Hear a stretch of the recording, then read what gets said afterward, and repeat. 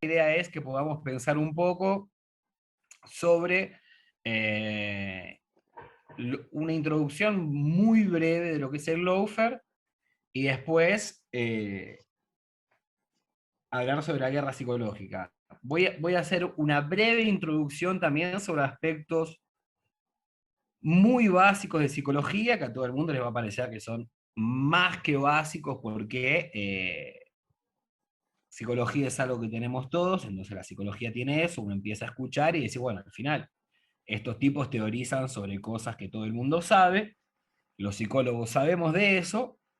eh, Tengo una breve presentación, que es la que uso en los cursos, cuando vamos del instituto cursos sobre lawfare y guerra psicológica. Lo que les voy a pedir, como señaló Alejandro, que estamos en un espacio entre compañeros y compañeras, cualquier cosa que llegue a decir y no se haya entendido, les pido por favor que me interrumpan y pregunten, que prefiero que las cosas queden claras y se entienda que hablar yo solo. Lo primero, como para hacer una breve introducción, bueno, el lawfare, como se popularizó, o como muchos saben, lawfare es una combinación de palabras que es law, que es ley, y fair, que hace referencia al warfare, que es a la guerra. Entonces, cuando nosotros pensamos en el lawfare, tenemos que pensar en una guerra jurídica. El lawfare no tiene nada que ver, como la mayoría dice, en relación a que es la judicialización de la política. Uno lee el Martín Fierro, y el Martín Fierro ya dice, hacete amigo del juez. Entonces, saber que el Poder Judicial puede operar para un lado o para el otro, o que representa los intereses del dueño de la hacienda, del ganadero, es histórico, ¿sí? El lawfare lo que es la aplicación de una estrategia militar en el campo de lo jurídico. El campo de batalla va a ser el, el Poder Judicial, ¿sí? Entonces yo voy a arrancar acá con una presentación, ¿sí? Y lo que les digo es que lo que uno tiene que entender y empezar a pensar es en términos militares, ¿sí? Entonces, ahí cito a Clausewitz, teórico al cual Perón respetaba y hacía mucha referencia, cuando Clausewitz dice, la fuerza, para enfrentarse con la fuerza, recurre a las creaciones del arte y de la ciencia. Va acompañada de restricciones insignificantes, que es casi inútil mencionar, que se imponen por sí mismas y son conocidas bajo el nombre de leyes y usos internacionales, pero que en realidad no debilitan su poder. Una cosa básica en la guerra. ¿Qué es la guerra? Va a decir Clausewitz en el primer capítulo. Bueno, Clausewitz dice, bueno, la guerra, si uno tuviera que reducirlo a su mínima expresión, una cosa más simple posible, podríamos pensar que se trataría de un duelo. En la guerra de lo que se trata es de uno intentando imponer su voluntad al otro. Y tanto Clausewitz como Sun Tzu, dos grandes teóricos de la guerra, lo que te van a decir es que no se trata de eliminar al otro. No se trata de eliminar, matar a todos. Simplemente se trata de acabar con la capacidad de resistencia que el otro tiene. Y cuando uno piensa en una guerra, tiene que pensar en dos fuerzas que hay en ella. Una es la fuerza física, ¿no? Lo que uno podría pensar, el armamento, y el otro es la fuerza moral. La guerra psicológica va a operar en esta segunda dimensión que es la fuerza moral. No sé, yo no vi la película, conozco de qué se trata la historia, pero digo, esa que se llama 300, el gran mérito que tiene esa película, por el cual es que son 300 tipos que tenían una fuerza moral descomunal y que consiguen vencer siendo que tienen menos fuerza física, pero hablando mal y crudo se la aguantan más. Están convencidos de lo que están luchando, tienen una causa por la cual van a luchar y van para el frente.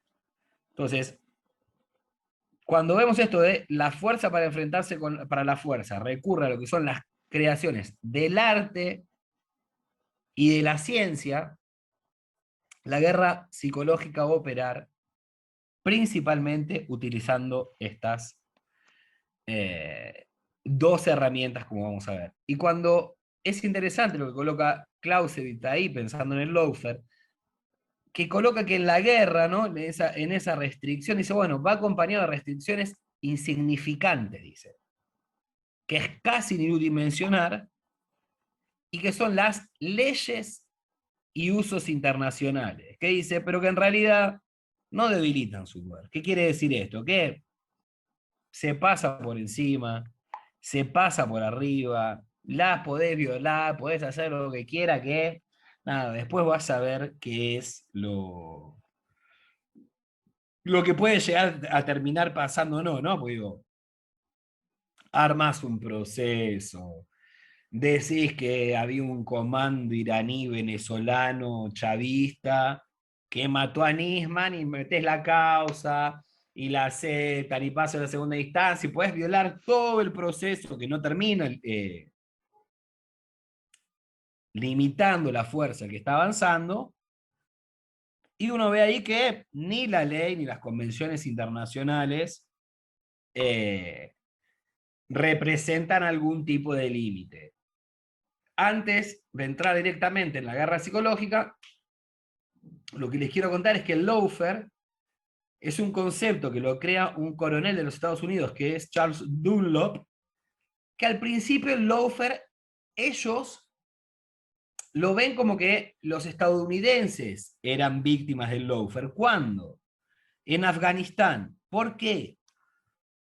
Porque los tipos dicen, ok, vamos a atacar en tal ciudad y la resistencia afgana presentaba un recurso ante organismos internacionales diciendo, no, mira, no podés bombardear acá porque esto es población civil. Lo que pudimos ver ahora en Gaza, ¿no? Digo, Israel diciendo, bueno, los tipos te tiran bombas dentro de una escuela, nos dicen que es población civil, que nosotros no los podemos bombardear, pero están escondidos ahí adentro. Con los Estados Unidos, con el offer, empieza a decir eso, empieza a decir, puta, nosotros no los podemos cagar a balazos, donde nosotros queremos bombardearlo, porque los tipos nos dicen que eso es población civil, y empiezan a descubrir que los tipos con una fuerza física, militar menor, conseguían resistir y conseguían evitar ser atacados y conseguían tipo evitar que le anularan su poderío de fuerza física militar. Hay una peli ahora, no, El Señor de la Guerra creo que se llama, no me acuerdo bien cuál es el nombre, está en Netflix con Brad Pitt, donde se ve precisamente esto. Brad Pitt es un coronel, así, un general burro, quiere llegar allá y cagar a balazos a todos, y de golpe se encuentra con que a la hora de decir dónde van a bombardear, se tiene que encontrar con 3 abogados y dice, bueno, nosotros vamos a cagar a balazos a todos acá, y los abogados le dicen, no, mira, ahí no se puede. ¿Cómo que no se puede? No, no, mira, no se puede porque la ley dice que acá no se puede bombardear, acá dice que no se puede bombardear. Entonces, al principio los yanquis empiezan a decir que las víctimas del lawfare son ellos. Que ellos consiguen ver que su enemigo avanza o no retrocede, resiste, a partir de medidas judiciales. Otro de los ejemplos que ellos colocan es Colombia. Dice, puta, nosotros queremos poner un general en Colombia Para que vean que estamos los dos. Y los tipos resisten diciendo, bueno, no, aquel tiene violaciones de los derechos humanos y terminan consiguiendo victorias en sede judicial. ¿Este es brasileño? Sí. ¿Habla mejor que Entonces, yo? no, yo soy argentino, no soy brasileño. Vivo en Brasil, pero no soy Santi. brasileño. Y les pido a todos que cierren los micrófonos, por favor. Gracias. Entonces, el lawfare en un primer momento, los gringos lo ven como que ellos son las víctimas del lawfare. Ellos empiezan a observar que es posible conseguir no avances, porque en el caso de contra los tipos contra los que lo atacaban, ellos no conseguían avanzar. Lo que ellos veían es que el enemigo de ellos conseguía resistir a partir de recursos judiciales. ¿Sí? Entonces, esto es muy importante entenderlo, porque cuando uno entiende, o uno lee, yo por citar un caso, el primer capítulo, que les recomiendo a todo el mundo, el primer capítulo de la guerra de Clausewitz, Clausewitz dice, el objetivo no es aniquilar al otro. El objetivo es acabar con el poder de resistencia del otro. Entonces, si nosotros pensamos, Clausewitz va a decir, bueno, la teoría de él, ¿no? La guerra es la continuación de la política por otros medios. Nosotros, conociendo la historia nuestra de América, deberíamos decir que no. Que la política es la continuación de la guerra por otros medios. Porque hasta la conformación de los estados, o la política como nosotros la podemos llegar a entender, los conflictos se dirimían por la fuerza. Aparece ahí la civilización, muy irónico estoy diciendo eso, a venir a decir, no, no, bueno, aparece ahí el dueño del campo a decir, no, no, bueno, está bien, a partir de ahora acepto. Yo no voy a tener más este ejército paralelo de gente que trabaja para mí armada, sino que ahora les vamos a poner uniforme, van a ser policías, pero van a seguir defendiendo mi propiedad privada.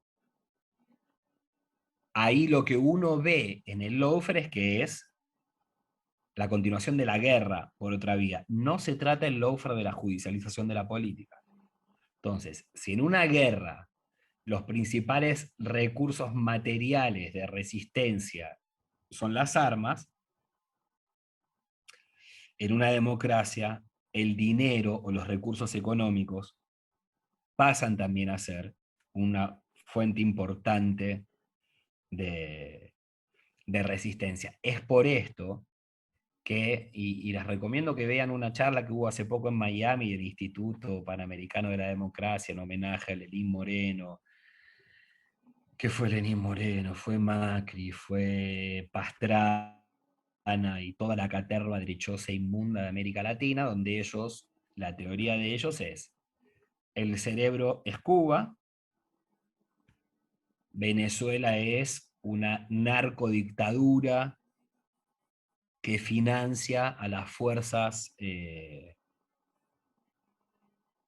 populares y demócratas de América Latina, y Odebrecht es el aparato empresario que termina financiando a los partidos de gobierno. Esto lo están diciendo ellos.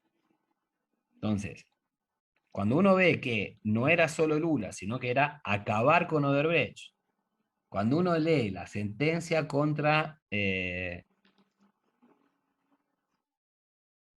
Lázaro Báez, me iba a decir Cristóbal López, cuando uno ve la sentencia contra Lázaro Báez, y vos ves que lo que los tipos buscan además es destruir a la empresa, ahí uno ve la lógica bien militar, que no es solamente la quiero meter presa a Cristina, no es solamente lo quiero meter preso a Lula, y voy a acabar con cualquiera que se les ocurra darle algún tipo de apoyo financiero que a ellos les permita resistir, que a ellos les permita sí, resistir, avanzar.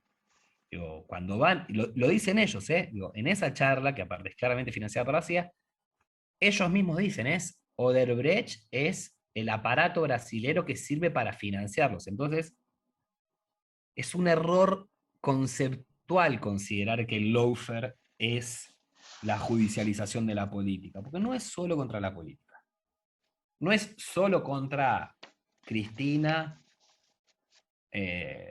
Lula, Correa. Es Cristina, Lula, Correa, Odebrecht, Lázaro Báez y cuanta persona se les ocurra darle apoyo a esos proyectos que generan una resistencia para el proyecto, creo que va más allá de... El proyecto de las corporaciones transnacionales financieras, porque creo que va más allá de quién esté al frente de la Casa Rosada, ¿sí? De la Casa Rosada, perdón, de la Casa Blanca. Ni Trump ni Biden consiguen ponerle límites a Wall Street. Tipo, los estados quedaron más débiles que esas corporaciones. Entonces, esto solo como para poder entender a partir de ahí cuál es la lógica con la que hoy se va a funcionar. Entonces decíamos, tenemos dos fuerzas, lo que es la fuerza material y lo que es la fuerza moral. Yo me voy a poner un poco ahora para insistir más en lo que tiene que ver con la fuerza moral. Cuando Sun Tzu arranca su libro, uno dice que hay 5 caminos, ¿no? Dice, y el primero que uno tiene que ver para analizar cuando va a ir para la guerra es cuál es la fuerza moral, cuál es la fuerza que, cuál es el apoyo que el general del ejército enemigo tiene. ¿Por qué? Nadie va, digo, nosotros podemos pensar, digo, todo bien, nosotros la bancamos a Cristina, bancamos al que sea, digo, bancamos a Cristina, bancamos a Néstor, se lo banco a Perón, pero uno no puede decir que es la misma, por más de que uno pueda haber sido peronista toda su vida, o sea peronista toda su vida, no era lo mismo lo que generaba la fuerza moral que tenía el peronismo con Menem que con Néstor. Y uno no dejaba de ser peronista. Pero ahí lo que queda claro es la fuerza que ese general o ese conductor tiene para envalentonar a la tropa para vamos arriba de los otros, vamos a confrontar, vamos a pelear. Entonces, el primer aspecto que dice Sun Tzu que hay que tener en cuenta a la hora de analizar la guerra, para que va a hacer la guerra, está cuál es la fuerza, cuál es la fuerza moral que tiene el ejército enemigo, y siempre entendiendo que la importancia del general, lo que podríamos decir, hoy diríamos, del líder, ¿no? O de la líder popular. Porque si yo ataco la credibilidad que ese líder tiene, por consecuencia, va a perder fuerza moral. La gente no lo va a apoyar de la misma manera. Lo va a apoyar menos. Digo, lo pudimos ver nosotros bien en Brasil. Mientras se crecía económicamente, el PT ganó 4 elecciones y le decían que eran chorro, mensalón, metieron preso a Dirceu, que era el cerebro del PT y el mayor articulador político que el PT tenía, y era la Lavallato, y eran las causas contra Lula y todo lo demás, y el PT seguía ganando. El día que Dilma cambió la política económica, puso un neoliberal en el Ministerio de Economía, y la economía hizo así, generaste 1,5 millones de desempleo en un año, solamente en un año, los tipos continuaron con su ataque, pero lo que perdiste fue capacidad de resistencia, porque no salió nadie a la calle a defender a Dilma. ¿Por qué? Porque había un descrédito de la puta madre con el PT. porque la gente que acá, el PT llegó al gobierno con un discurso muy anticorrupción. Era muy anticorrupción. Pero era una gran bandera del PT, como si Sabater hubiera llegado al gobierno y lo hubieran enganchado robando a alguien del entorno de Martín. Era como si algo de eso hubiera pasado. Entonces, el PT no perdió votos, porque hasta el 2014 se ganaron todas las elecciones, se ganó 2002, 2006, 2010, 2014, pero cuando ellos avanzaron por sobre, para tirar la Dilma directamente, y en la calle éramos pocos. Y si ustedes se ponen mañana a buscar en internet las fotos de las marchas para defender a Dilma y las marchas fora Temer, había más gente en la calle fora Temer que en la calle contra el golpe, porque había un montón de gente que no iba a ir a la calle a defender a Dilma, porque no quería hacer que sean asociados, que eran todos chorros, pero contra Temer no tenía ningún problema en salir a la calle. PSOL, distintos partidos o sectores, y mismo del PT, las marchas del 2014 contra la Copa, lo que uno veía era eso, una desorganización social muy importante, aparte de que el PT no había hecho trabajo de base ninguno, desde que llegó el gobierno.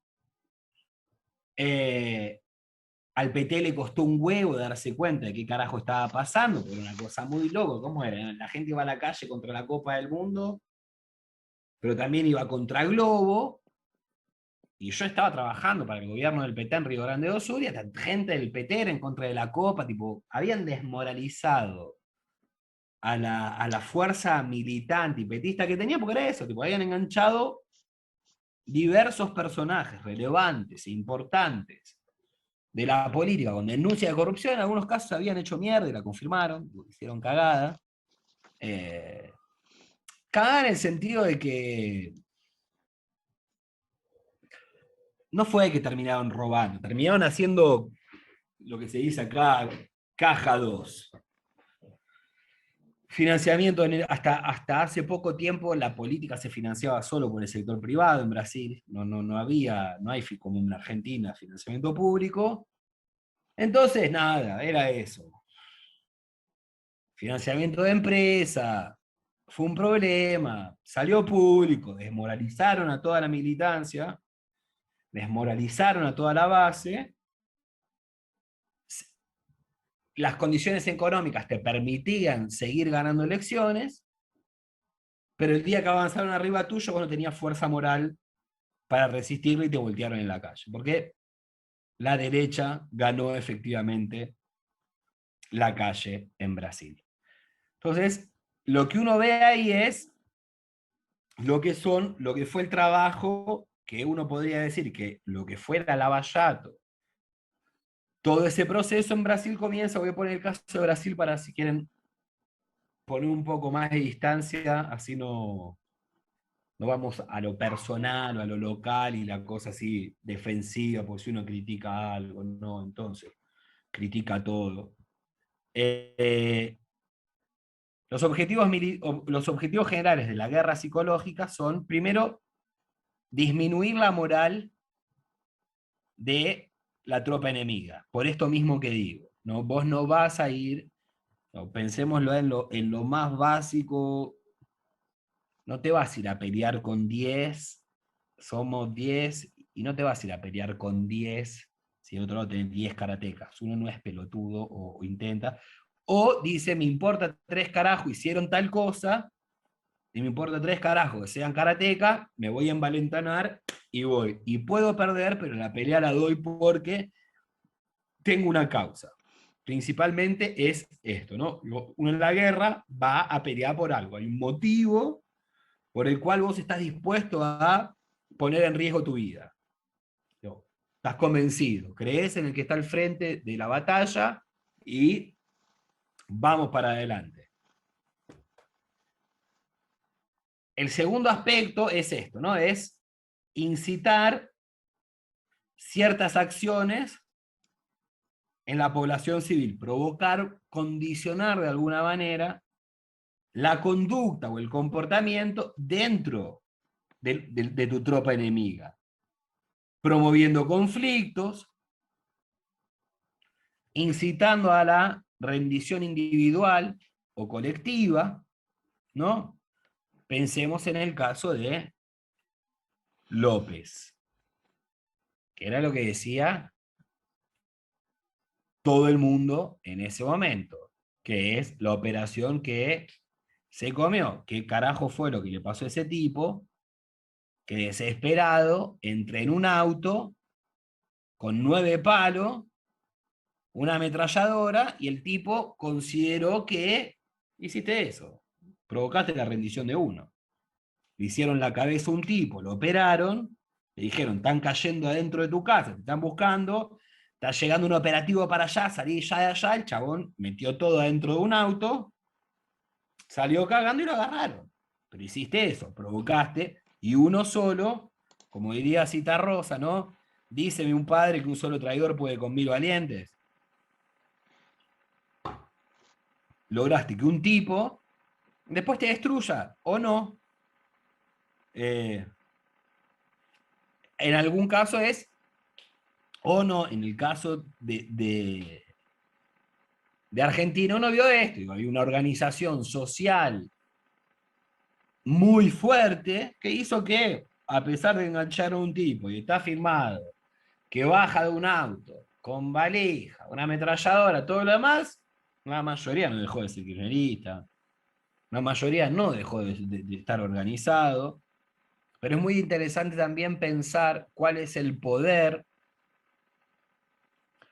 que tienen las palabras para crear imágenes, que uno podría citar a Pagni por un caso en particular, que es, hay un video donde se ve a López abriendo un baúl de un auto, bajando los bolsos, poniendo la metralla en el piso y todavía siguen diciendo que revolvió los bolsos por arriba de un muro.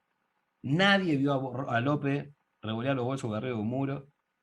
Hay un video que muestra a López bajando los bolsos de arriba de un auto y la gente continúa repitiendo que encontraron un tipo revoleando bolsos por arriba de un muro. ¿Alguien lo vio? No.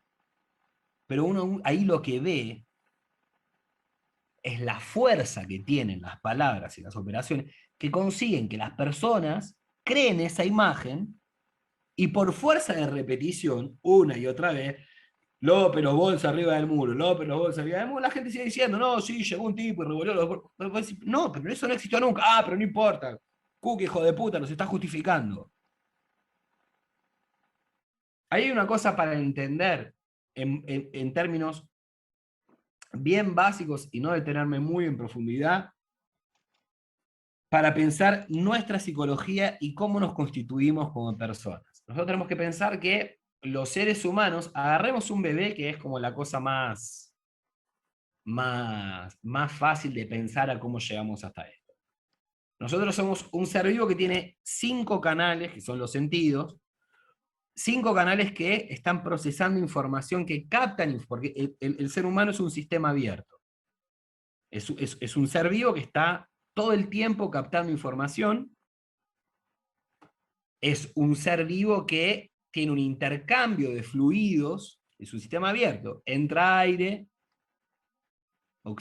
sale dióxido de carbono, con lo que quieran, entra alimento, sale un excremento, digo, el ser humano es un sistema abierto, no es un sistema cerrado. Tiene 5 canales que reciben información todo el tiempo, que son los 5 sentidos. Esos 5 sentidos, no es que uno recibe información por un solo canal. Digo, en este momento tenemos la piel que nos está diciendo, está informando sobre cómo está la temperatura, tenemos la visión, tenemos el olfato, tenemos el sonido, el oído, tenemos el gusto que está tomando algo, y en este mismo momento se están estimulando más de un sentido al mismo tiempo. La repetición de asociaciones genera sentido y genera... Es esto, ¿no? El típico caso de Pavlov. La campanita, el churrasco para el perro, la campanita, el churrasco para el perro, después yo solo toco la campanita, el perro saliva, porque lo que espera es que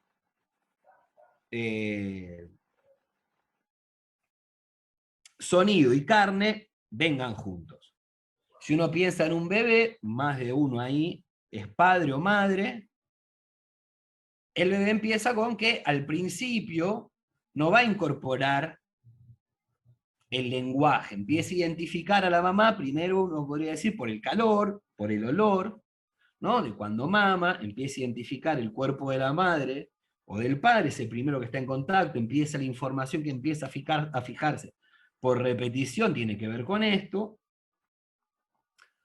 hasta que en un momento, claro, vivimos en un ambiente donde existe el lenguaje y donde empieza a fijarse esta repetición, ¿no? Mamá va con esa cara, empieza a identificar una cosa con la otra, hasta que después aparece la posibilidad de la representación misma, que ¿qué es la representación? Es poder hacer presente algo que está ausente, entonces es solo decir mamá que el nene ya, mamá, y el nene no está la madre ahí, pero ya la busca, porque sabe que cuando se dice mamá, entonces la repetición de elementos produce asociaciones que solo trayendo uno de los elementos, por el efecto de inercia, si quieren, permítanme decirlo, de inercia de la repetición, el otro va a venir. Si yo pruebo en general y le digo a cualquier ser humano en este continente, a la mayoría, si yo te digo política, ¿qué es lo primero que se te viene a la cabeza? Lo primero que me va a decir es corrupción. Salvo nosotros que somos seres conscientes y todo lo demás. Pero en general, lo primero que me van a decir es corrupción. Porque es lo que escuchan todo el tiempo. Política y corrupción vienen juntas. Lo mismo que puede pasar muchas veces, y lo tenemos también nosotros de forma reactiva. Uno critica a Alberto Fernández y parece que uno estuviera repitiendo la misma cosa que la derecha. Entonces uno se fiará, no, si vos haces aquello, entonces sos igual que el otro. Ese tipo de fenómenos funcionan igual en todos los seres humanos. No hay diferencia alguna, pero no hay diferencia alguna y esto está más que estudiado. Las formaciones reactivas hacen parte, y este tipo de procesos y los mecanismos de defensa hacen parte igual a cualquier ser humano. Entonces, es preciso entender esto, de cómo funciona nuestro cuerpo con los elementos, porque sobre eso las operaciones psicológicas van a operar. Una cosa muy importante a tener en cuenta es que vos, con las operaciones psicológicas, como está bien ahí, lo que uno busca es condicionar el comportamiento del otro. Que el poder es eso, es poder condicionar el comportamiento del otro. Entonces es fundamental estudiar qué elementos o qué cosas condicionan el comportamiento del otro y sobre todo involuntariamente. Una cosa que es terriblemente condicionante del comportamiento del otro y hasta anula la razón y la capacidad de raciocinio, son los sonidos. Producir miedo, un sonido muy fuerte, provoca miedo. Yo tuve la particularidad, porque no importa por qué, lo conozco, a un abogado penalista de los colombianos, unos sicarios que cometieron un asesinato un tipo en el Unicenter, en Buenos Aires.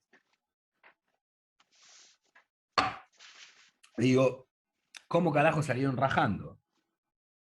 Y el tipo me dice, no, porque ellos están entrenados.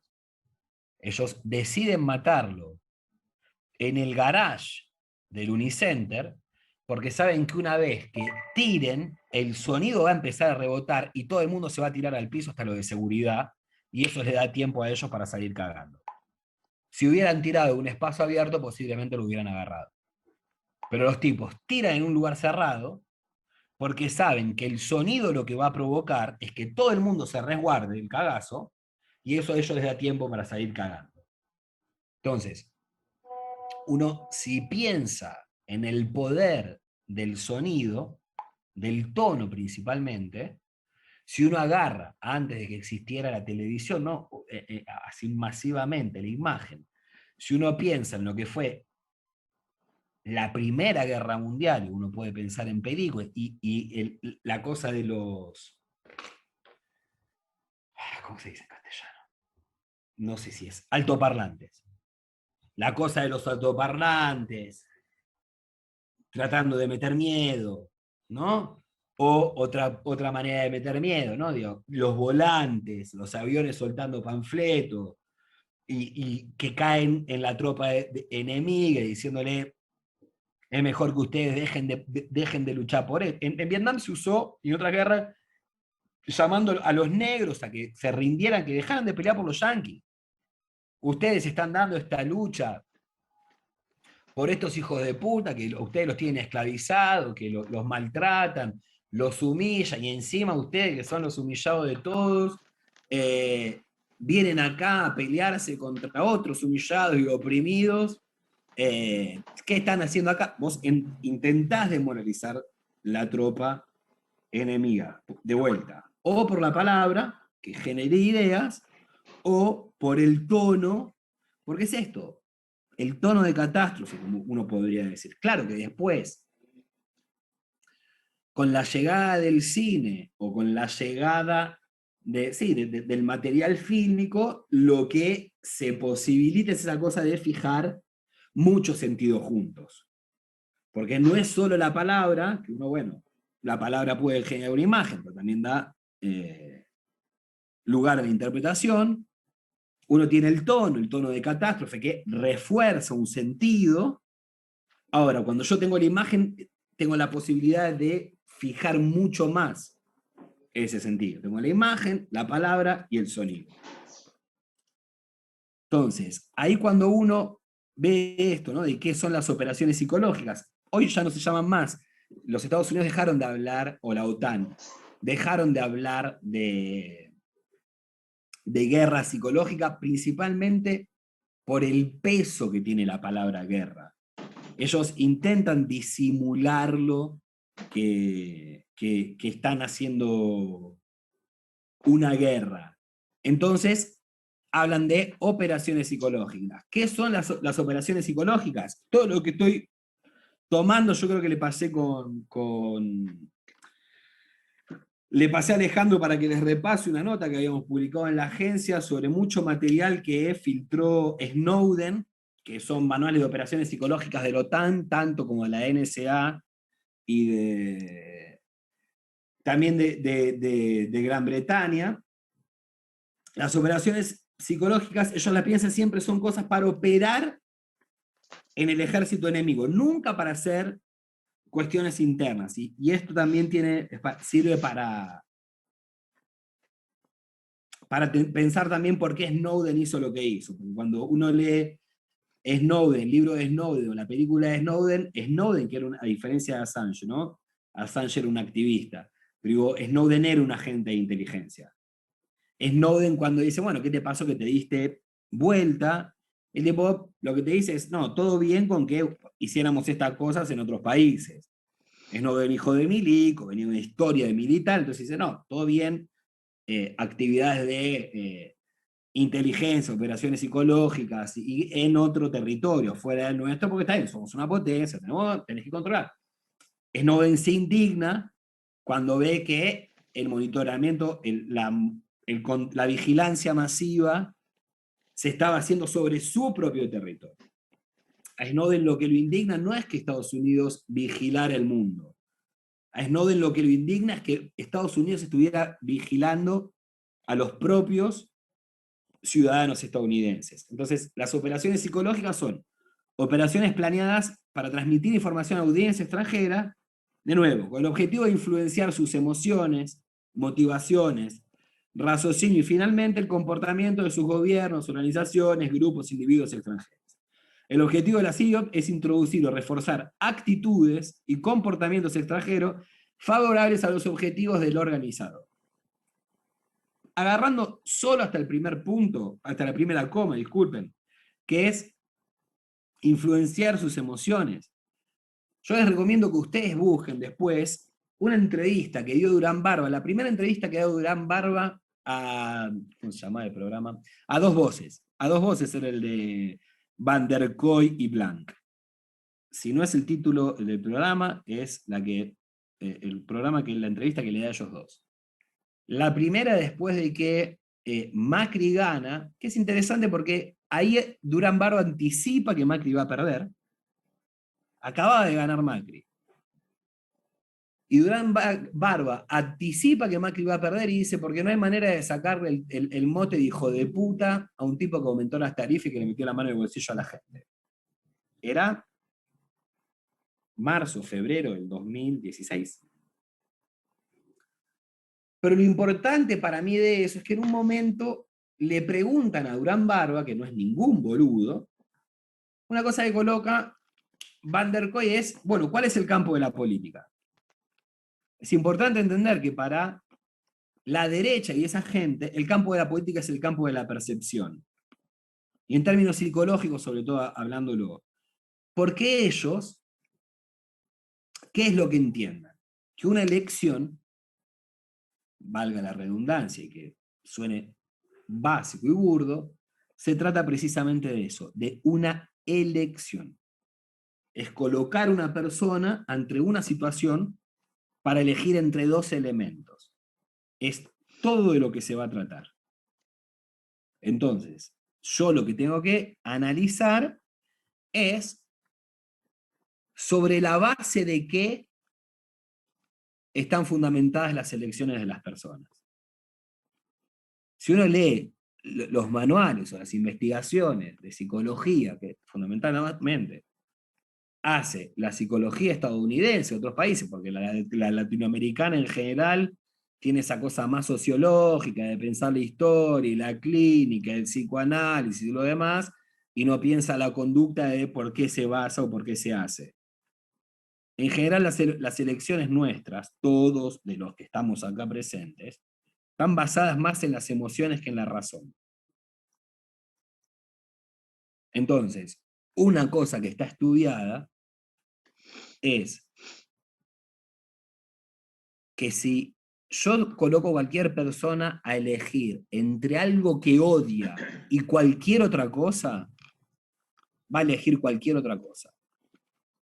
La prueba es nosotros acá que tenemos a Bolsonaro. O la prueba puede ser Argentina eligiendo a Macri.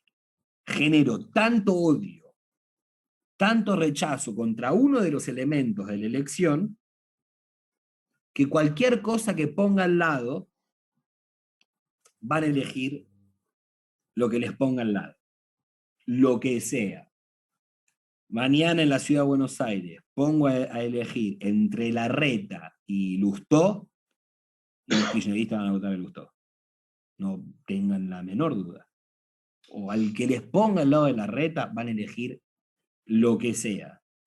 Entonces, en la guerra, principalmente en este tipo de cómo se piensan las campañas electorales o cómo piensan ellos, para ellos el campo de la política es el de la percepción.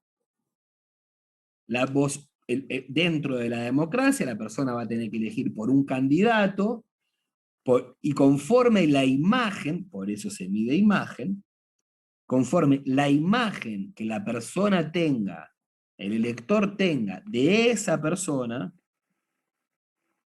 a qué lo tenga asociado, va a condicionar su elección. Al principio con Macri, ¿qué era? No solo con Macri, esto se hizo a nivel mundial. Acá en Brasil tenemos un candidato, que es Doria, gobernador de San Pablo. Estados Unidos tuvo Trump, que era, bueno, coloco un millonario de candidato y la campaña que hago es, para despegarlo, digo, el tipo es millonario, no va a robar. Porque la gran preocupación, ¿cuál es? Que robe. Porque es el gran dilema de la República Griega, este sistema que no funciona para tres carajos, pero que lo seguimos promoviendo como lo mejor posible que tenemos, que siempre es la corrupción. No, el bien colectivo tiene que estar por encima del interés individual, entonces en esa fuerza moral, sobre la moral, esa regla moral sobre la que se basa el sistema, cualquiera que uno engancha que obtuvo un beneficio individual haciendo uso de que hace parte de un colectivo que está en la función pública, y su deber debería ser velar por el bienestar colectivo, ahí lo rompo. Pues ¿cómo carajo vos me venís a decir que ustedes son lo mejor, que ustedes lo que les interesa es el bien social, que ustedes lo que les interesa es el bien común, lo que quieran, si el vicepresidente de ustedes está enganchado, que metió una empresa para hacer billetes? ¿O cómo me puede venir a decir vos que ustedes son todo lo que dicen que ustedes son, si un tipo que laburaba directamente con Debido tiraba bolso por arriba de un muro? Entonces ahí se empieza a batallar sobre eso. Claro, hay una cosa que es lo que siempre dice Lula, que para mí es fundamental. Lula dice, mientras nosotros mejorábamos las condiciones económicas y la gente vivía mejor, les martillaban todo el día con la cabeza con eso y nosotros ganamos 4 elecciones consecutivas. El día que hubo un retroceso económico, mi tesis es que cuando a la gente le empieza a faltar la guita y empieza a perder poder adquisitivo y del otro lado te dicen que se la están llevando, inconscientemente se les arma que esa que me falta se la está llevando aquel. Porque mientras le decían que aquellos estaban choreando y a vos no te faltaba nada, las elecciones se seguían ganando. Cuando se empieza a perder poder adquisitivo, ese discurso quedó probado que avanza más. La tesis de Lula, en un punto es ese, yo creo que tiene bastante sentido. ¿Cuáles son las ventajas de la guerra psicológica? Y uno también digamos, pensando también en el lawfare, ¿no? Que, de nuevo, no el lawfare como una guerra jurídica, y no se puede pensar en el lawfare sin guerra psicológica. No hay, digamos, nunca se puede pensar la guerra sin guerra psicológica. Siempre van juntas. Desde que el mundo es mundo. El último capítulo de Sun Tzu, del arte de la guerra, lo dedica a los espías, que cataloga los 5 tipos de agentes que vos podés tener, y Sun Tzu va a decir, no se puede ahorrar en nada para obtener información del lado enemigo, para desmoralizar la tropa o para lo que sea, que siempre a lo que te tiene que evitar, lo último que uno tiene que desear en ese, lo que es llegar a la guerra abierta, a la confrontación armada directa. Digo, Sun Tzu decía, digo, la mejor batalla es la que se puede ganar sin darla abiertamente. Digo, nadie tiene un costo siempre para cualquiera perder vidas.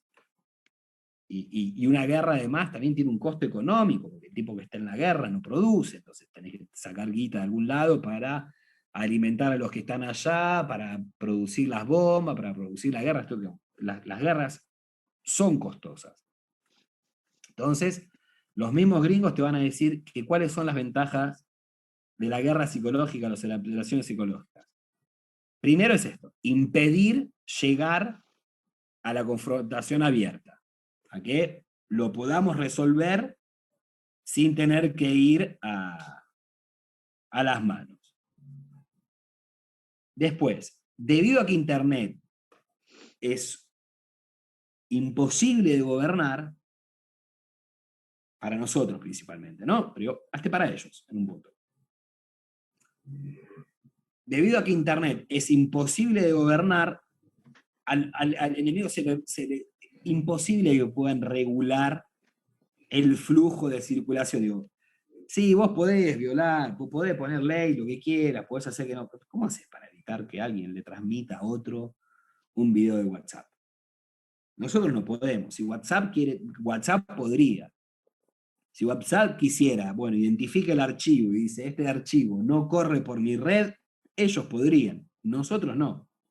Nosotros no podemos evitar que alguien publique una foto de mierda y la suelte. No hay manera, no tenés cómo evitarlo.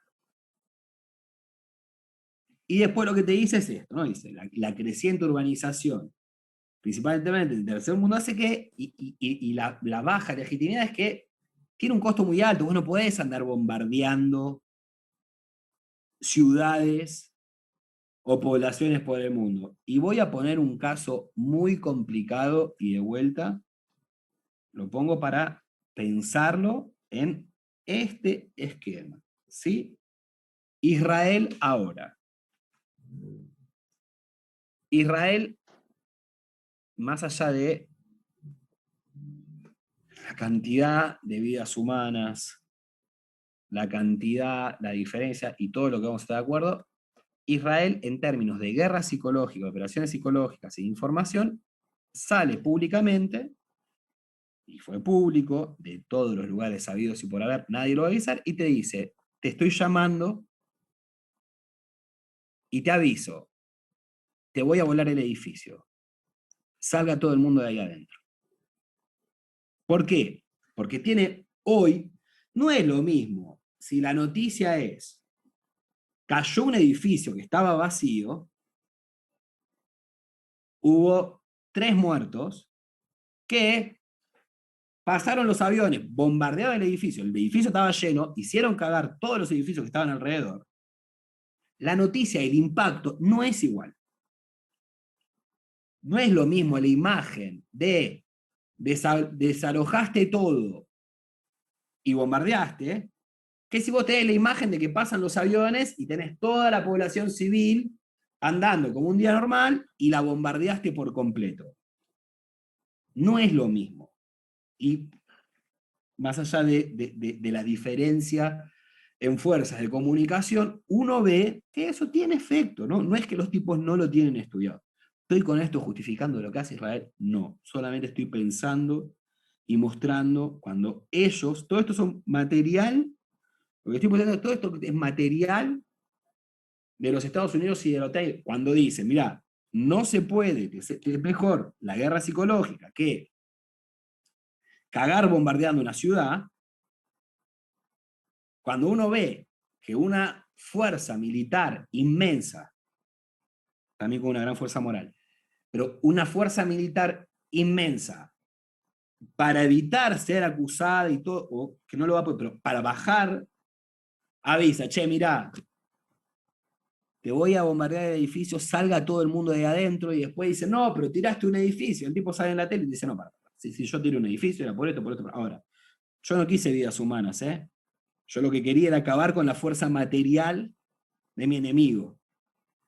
No quería matarlos. Yo lo único que quería es destruir el edificio. Esa es tu central de informaciones. Te quedaste sin central de informaciones. Entonces, en este punto se ve eso, cómo también ellos operan en este sentido. Pero, de vuelta, es una guerra. Entonces, la lógica es otra. Es más cruda, queda toda a la vista. Esto es un elemento para probar aquello de Robert Match, que era un político estadounidense, presidente de la Comisión para la Protección de Infraestructura Crítica, donde ellos mismos reconocen, porque hay una cosa que para nosotros, mucho de esto parece, uno no tiene acceso a esto, pero es toda información pública. Digo, para quien lee inglés, entra en los relatorios o en los informes de los Estados Unidos, busca PSYOPs o guerra psicológica en Internet, va a encontrar un montón de material que es público. Y ellos lo dicen, la guerra de informaciones es atractiva para cualquiera, porque es barata, en relación al costo de desarrollo, manutención y uso de recursos militares avanzados, y puede costar poco sobornar un insider, crear informaciones falsas o manipular informaciones. 97. Hoy estamos hablando de fake news. 97. Ya están hablando de crear información falsa. Lo que uno tiene que entender es cómo se prepara las PSYOPs, la guerra informática. En el artículo que después Alejandro les puede pasar, que ahí yo compartí una nota que publicamos en la agencia, que está uno de los manuales, es muy difícil o casi prácticamente imposible separar cómo se preparan las operaciones psicológicas y cómo se prepara o lo que uno debería hacer para realizar una campaña de marketing. Porque de nuevo, ¿qué es lo que vos estás buscando? Es condicionar el comportamiento de una persona, principalmente, en este caso, es sacarle que no quiere ir a la guerra, sacarle el apoyo a una persona, condicionar una elección, que entre A y B elija B. Entonces, bueno, ¿sobre qué basa una persona? ¿Qué cosas condiciona una elección? Bueno, las emociones condicionan una elección, ¿no? De hecho, la prueba de eso es el Código Penal. Existe el tipo de bajo emoción violenta. El mismo Código Penal, y cualquier persona con 2 dedos de frente y honestidad intelectual, reconoce que alguna vez hizo algo contra su voluntad por emoción, llámenla como quieran. Fue más fuerte que yo. Dijiste algo que no querías decir, hiciste algo que no querías decir, hiciste algo que no querías hacer, compraste, decís la puta madre, ¿por qué? Y porque estaba caliente, porque estaba puto, porque estaba nervioso, por lo que sea. El mismo Código Penal reconoce que nosotros podemos llegar a cometer actos dominados por la emoción. Esto es algo que lo tienen muy claro. Si ustedes van a leer de Mansilla, los indios ranqueles, Mansilla mismo dice, bueno, no hay mejor manera que ganar una batalla que provocarle miedo a los otros. Porque rajan, se escapan. Entonces, para hacer una campaña de operaciones psicológicas, uno lo que tiene que hacer, lo mismo van a decir que para una campaña de marketing, de hecho en manuales de guerra psicológica, donde los mismos milicos dicen, pero es posible separar la planificación de una guerra psicológica de lo que sería la planificación de una campaña de marketing. De hecho, cuando uno ve los términos utilizados en un manual o una campaña de marketing, son términos muy militares. Hablar de campaña, hablar de estrategia. Entonces, ¿cuáles son? Esto lo saqué de, como pueden ver abajo, que dice Secret, manuales de operaciones psicológicas que filtró Snowden. Entonces lo que dice, bueno, nosotros lo que vamos a tener que hacer es sobre esa población enemiga sobre la cual vamos a operar. Bueno, dice, tenemos que tener conocimiento sobre antropológicos, sociológicos, cuál es la cultura de esa población que nosotros queremos condicionar su comportamiento. La psicología, ¿cómo es la personalidad? La influencia, ¿quiénes son los que consiguen influir en esa población? ¿Cuáles son sus creencias? ¿Cuál es su religión? ¿Cuáles son sus líderes? ¿Cuáles son sus redes sociales? Hay un punto que del lado izquierdo se puede ver abajo de sociología, la relación a la obediencia. ¿A qué obedecen? Es una sociedad que obedece mucho, es una sociedad que obedece poco. El problema de la obediencia es un problema que infelizmente en las carreras de psicología se dejó de pensar. Después de la Segunda Guerra Mundial, la obediencia fue un gran problema en todos los términos, ¿no? Digo, en los 60, 70 existía lo que varios, que hay un libro que lo pueden encontrar que se llama Dialéctica de la Liberación, que era, y es un problema también para todos nuestros, no sé, pienso en Fanon, en Franz Fanon, psiquiatra argelino del Frente de Liberación Nacional. El problema de la obediencia es terrible. ¿Por qué la mayoría obedece unos pocos? ¿Cuál es el peso de la fuerza? Después del nazismo, para las ciencias sociales, para la psicología, fue un problema, es decir, la puta madre. ¿cómo es que tanta gente hizo las barbaridades que hizo obedeciendo? ¿No? Digo, Argentina, la ley de obediencia de vida. Debían obedecer. ¿Hasta qué punto la gente obedece?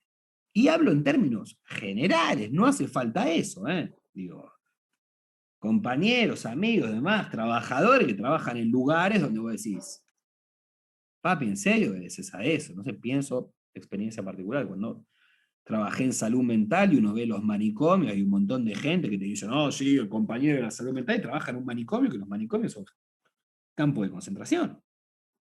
De hecho, las reformas psiquiátricas en el mundo, cuando se empiezan a cerrar los manicomios, es cuando se difunden los campos de concentración de Auschwitz, o los diversos campos de concentración, y la gente mira para adentro y dice, che, no son tan diferentes el tipo que está de pijama acá adentro y aquel todo destrozado que estaba con esa ropa dentro de un campo.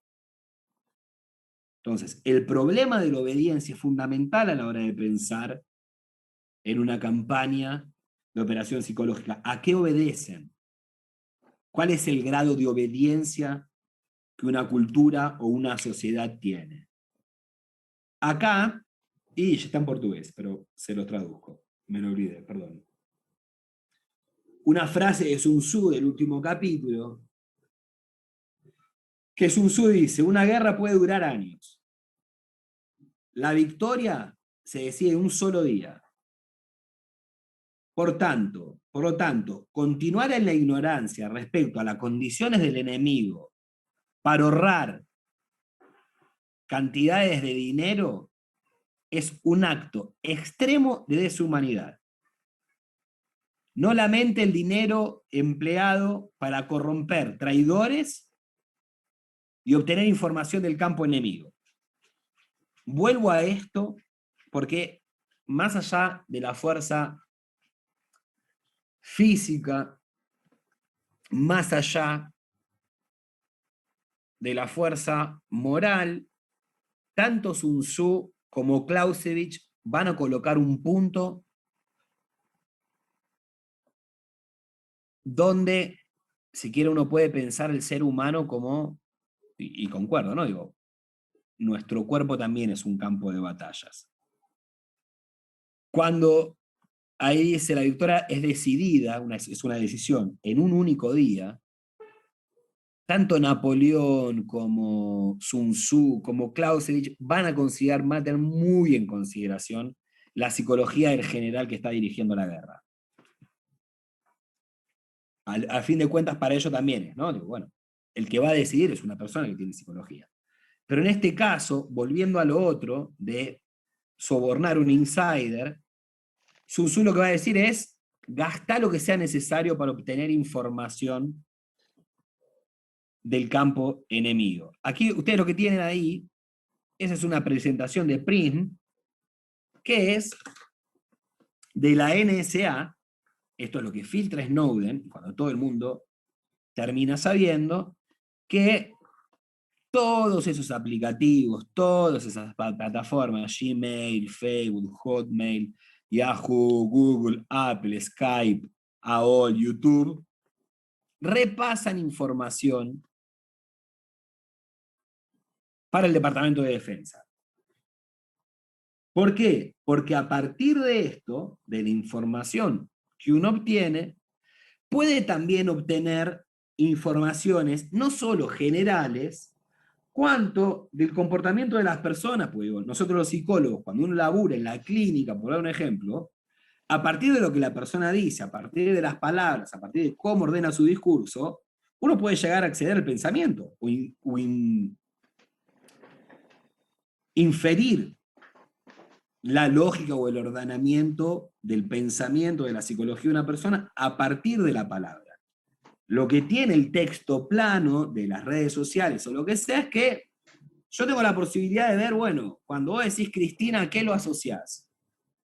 No, no es solamente, bueno, de qué están hablando, la cantidad de veces que una persona dice o cuál es el asunto, como vemos esos a veces en las redes que aparecen como esas bolas así gigantes con colores que son análisis de redes. Bueno, ¿cuál asunto está relacionado con qué? cuál es el tema del que más se está hablando, quiénes son en las redes sociales. Bueno, los que están asociados al kirchnerismo están hablando de qué, los que están asociados al macrismo están hablando de qué, cuando también me permite saber, cuando un kirchnerista habla de Macri, ¿con qué lo asocia?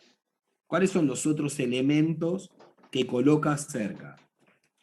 ¿Sí? Entonces, lo importante, esta tampoco la había traducido, lo importante para las operaciones psicológicas, para entender las conductas del comportamiento, es esto: analizar las redes, hacer grupos focales, hacer las mismas estrategias que se hacen para marketing, saber sobre los gustos, saber sobre las creencias. Estos se hacen reales, como el que haya trabajado en campaña política o en publicidad, sabe, conoce de esos grupos focales que vos pones a las personas, les pones, las estimulás, pones una foto, pones una frase, y vas midiendo cómo reacciona la persona. Entonces, ahí lo que dice, esto manual de ellos, ¿no? ¿Para qué te sirve la inteligencia humana en operaciones online? Como dice ahí, para esto, para conocer el pensamiento social, las percepciones, las actitudes, la comunicación persuasiva. Empiezo a ver cómo yo consigo persuadir el otro, ver la obediencia, ver la desconfianza, y ellos trabajan sobre esto, ¿no?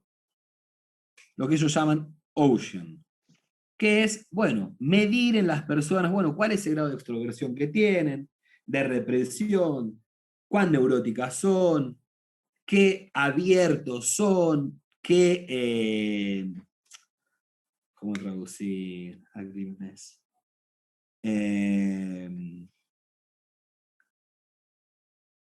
María, no me viene la palabra. Ahora con este quizás me sale. Y entre esas herramientas, ¿da para aumentar acá? Que acá no se ve bien, yo creo que sí. Entre esas herramientas que sirven para esto está el llamado y famoso Big Data. ¿Sí? Que el Big Data lo que hace es, sirve para analizar muchos datos de distintas bases de datos para poder establecer relaciones entre ellos. Infelizmente ahora ya no está más esa parte como pública, sino les pasaba el link para que lo prueben. IBM tiene un Big Data que se llama Watson, que Watson, una de las cosas que hacía es, que hacía no, hace, si se paga hoy, hace. Y es, vos le das el acceso a tus redes sociales, a tu perfil de Facebook, y a partir de eso hace un perfil psicológico. Yo les estoy, es muy bueno, a partir de analizar, de nuevo, analiza texto, porque lo que hace es analizar texto, como la expresión de la subjetividad o de la psicología humana se refleja en un texto, y a partir de ahí induce comportamientos, gusto, apertura mental, agresividad. Entonces es afabilidad, ahí está. Entonces, a partir del Watson, o como puede ser los 5 elementos que llaman Ocean, lo que se analiza es esto: afabilidad, el estado consciente, la extroversión de una persona, la escala emocional, la abertura que tiene, cuáles son las necesidades que esa persona expresa. ¿Sí? ¿Cómo se va a hacer ese trabajo? Y cómo hay espacios para atacar u operar en la guerra psicológica. Es esto: las técnicas usar estereotipos, corrupto, una y otra vez, censura o selección sistemática de informaciones, la repetición de una misma cosa una y otra vez, hacer afirmaciones sin argumento alguno, es chorra, no importa, es chorra, se robaron 2 PDI,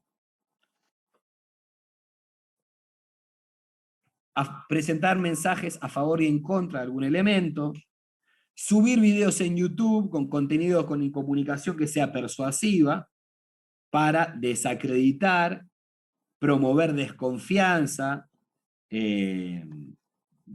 degradar, disuadir, atrasar o interrumpir procesos. Esto es manuales de ellos mismos reconociendo lo que nosotros sabemos que hacen. Uno dice, bueno, uno los ve haciendo todo esto. Bueno, pero no solo uno los ve, cuando, gracias a Snowden, nosotros tenemos la prueba de que esos son los manuales que les dicen, está escrito que es lo que efectivamente tienen que hacer. Configurar grupos en Facebook, forum, blogs y cuentas de Twitter que incentiven discusiones y monitorearlas y ver cómo están respondiendo. Establecer alias, tipo perfiles falsos, para esto, difundir en YouTube, Facebook. Enviar email falso, mensaje de texto a una persona falsa o inventando personas verdaderas. Para cerrar, 2 slides y por qué se ataca básicamente a los líderes populares. Ese es un cuadro que era el esquema que lo diseñó, se lo robé. La fuente es un libro de Lacan, pero que lo diseñó Freud, para poder entender el fenómeno de lideranza. Finales del siglo XX, finales del siglo XIX, principios del siglo XX, el fenómeno de masa comienza a ser un problema para las ciencias sociales. Que era, ¿cómo es posible que una persona consiga conducir a 100, 200, 3, 1000, millones? Y ahí aparece la cuestión siempre de la teoría del rebaño, ¿no? Son todos un bardo de retardados, son todos un bando de animales, son las ratitas del flautista de Hamelin, ¿no? No es casualidad esa obra de arte en ese momento, y no saben, se dejan llevar por el canto de la sirena, del líder, de quien sea. Hay un texto que yo siempre lo recomiendo para la militancia, que es de Freud, Psicología de las Masas y Análisis del Yo, donde Freud dice, bueno, está bien. Y Freud hasta un punto anticipa lo que va a ser el fenómeno del nazismo antes de que suceda, pero claro, también tenía la Revolución Rusa atrás, ¿no? Tenías un tipo como Lenin que condujo a algunos. Y Freud va a analizar y va a decir, bueno, pero hay una cuestión acá que dice, no es el primer fenómeno. Porque antes que esto teníamos a la iglesia. La iglesia es ya una puta institución que conduce masas. Tenemos al ejército, que conduce un tipo, un montón, pero va a decir, bueno, se da ahí el fenómeno de la obediencia. Lo que va a decir Freud dice, ¿cuál es la particularidad del fenómeno de masas? Todos los elementos, nosotros, se identifican un mismo líder, y entre ellos lo que los une es que tienen a ese líder como igual. Esto de acá, ¿no? Reconocen, es esto, me reconozco en tanto ustedes que la tienen de líder a Cristina. O, sí, imagino. A Cristina, vamos a Perón, no sé si hay algún que no sea kirchnerista. Pero digo, en general a Cristina, o nosotros digo, a Cristina. Entonces vos tenés a tal, mirá, yo con la verdad que con vos lo único que nos iguala es que Cristina nos conduce.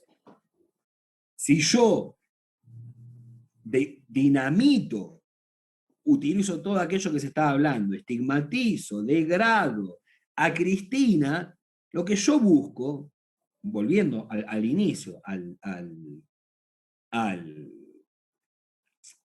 objetivo de la guerra, lo que yo busco es destruir la capacidad de Cristina para resistir. Resistir que me avance. No quiero matarlos a todos. No necesito destruirlos a todos. No necesito hoy matar 30.000, desaparecerlos, torturarlos. La hago mierda a ella desmoralizo a todos estos, que se mueran de vergüenza antes de salir a la calle y decir que son kirchneristas. ¿Qué fue lo que pasó acá en Brasil? Los compañeros tenían vergüenza de salir a la calle con una remera del PT, de salir de rojo. Lula les decía, vuelvan a salir de rojo a la calle. Acá ponerse una remera roja es sinónimo de ser petista.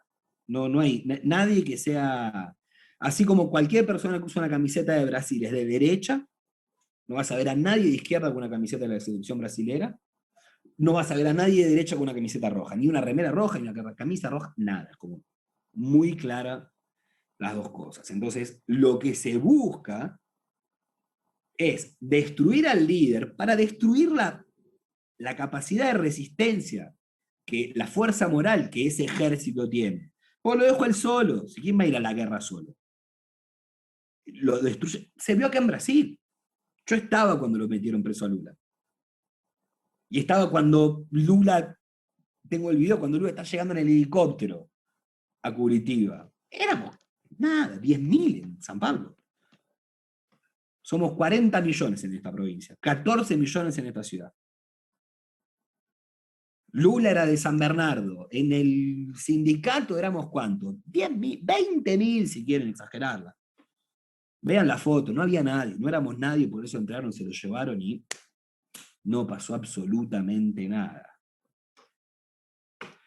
Una cosa que los muchachos que de la Lavallato y en general no leyeron, no estudiaron y no cumplieron, que es recomendación básica en las operaciones psicológicas, la veracidad sobre la cual las mismas se realizan. No es lo mismo realizar la operación psicológica sobre Jorge López, Julio López es el desaparecido. José López, compañero. José López, gracias. No es lo mismo hacer una operación psicológica sobre José López, que yo tengo al infeliz bajando valija con millones de dólares y una ametralladora, que hacer una operación psicológica acusando a la Lula de que es dueño de un departamento que no es. Porque, lo decían los mismos manuales, la veracidad. Las operaciones psicológicas deben ser basadas en informaciones verdaderas. El uso de informaciones falsas es contraproducente para la credibilidad y el éxito de las operaciones psicológicas en el largo plazo. ¿Qué fue lo que pasó en Brasil? A largo plazo fracasaron.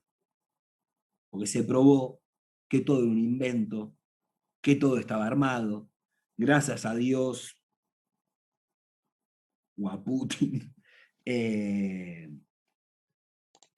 aparecieron las comunicaciones de Telegram entre el fiscal y los fiscales y todo el grupo y Moro, y quedó todo absolutamente a la vista. Porque es esto de vuelta, digo, estaba todo montado sobre una mentira. Entonces, se cayó, se desarmó.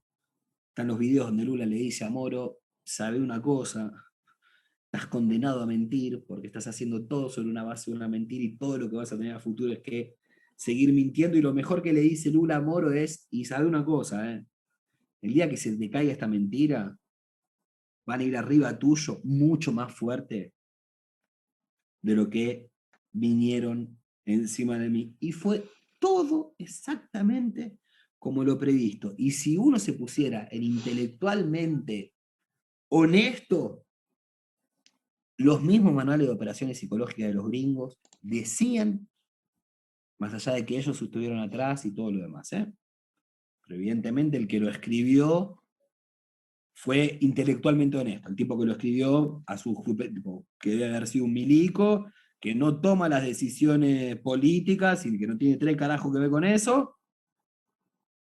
En los mismos manuales decían, no hagas operaciones psicológicas sobre la base de mentira, porque a largo plazo fracasan.